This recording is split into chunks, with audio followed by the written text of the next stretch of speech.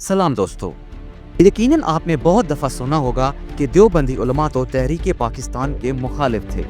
वो तो कायद-ए-आज़म के खिलाफ जलसे करते थे। वो तो चाहते ही नहीं थे कि पाकिस्तान का क़याम अमल में आए। इन बातों में कितना सच है, और सच है भी या महज झूठा इल्ज़ाम और बहतान?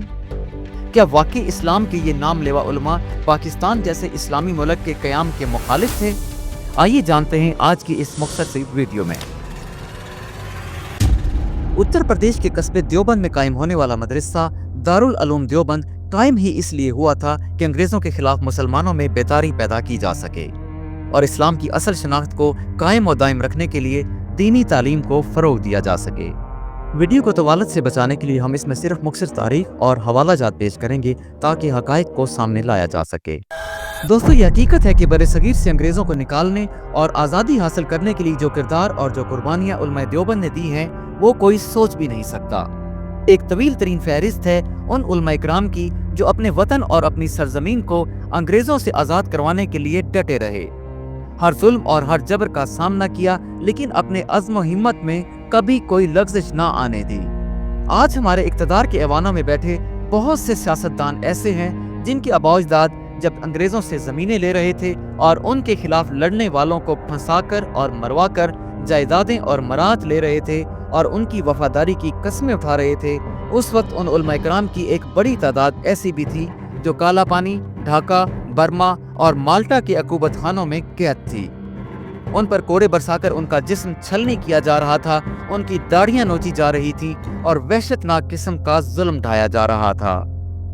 और जब अंग्रेजों को यकीन हो गया कि अब बरे-सगीर में सब कुछ उनके कब्जे और कंट्रोल में आ गया है, लेकिन पगड़ी और दाढ़ी वाले इन बोरी नशीन उलमा की मुखालफत जो की त्यों है और वो किसी सूरत अंग्रेजों को कबूल करने को तैयार नहीं, तब उन्होंने पेशावर से लेकर रंगून तक इन उलमा और उनके शागिर्दों को फांसियां देना शुरू कर दी। उनके सर काट दिए गए और बाज़ मकामात पर तो इन्हें तोपों के आगे खड़ा करके उड़ा दिया गया, लेकिन तहरीक फिर भी पूरे अज़्म के साथ जारी रही। उलमा देवबंद और उनकी जमात जमीयत उलमा हिंद के अकाबरीन का ख्याल था कि कौमें मजहब से नहीं वतन से बनती हैं, यानी हिंदू और मुसलमान एक वतन में रहते हैं तब भी वो एक कौम है।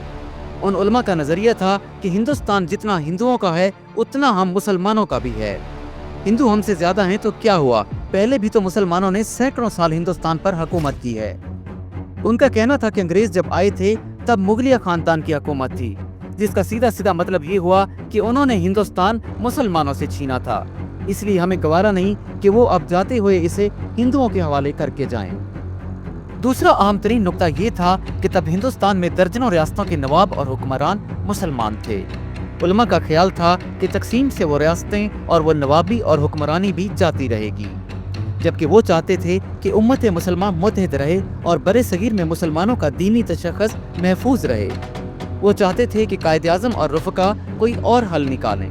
वो तकसीम से पैदा होने वाले फसाद, कत्ल व गारत और घर बार की कुर्बानी और हिजरत जैसे अवामल से भी खाइफ थे और 1947 तक इस अंदेशे का भी इजहार करते रहे कि मुसलमानों की बड़ी तादाद हिंदुस्तान नहीं छोड़ेगी और तकरीबन आधी आबादी हिंदुस्तान में ही रह जाएगी।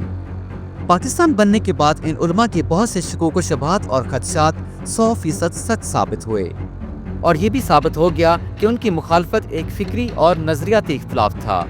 लेकिन फिर भी अगर आज कोई उनके खिलाफ हर्जासराई करता है और इस मुखालफत को दुश्मनी या गद्दारी का नाम देता है, तो ये उसके ज़हनी मर्ज और बुग़्ज़ के अलावा और कुछ नहीं है, क्योंकि जब पाकिस्तान बन गया तो फिर यही उलमा किराम हिजरत करके पाकिस्तान आ गए।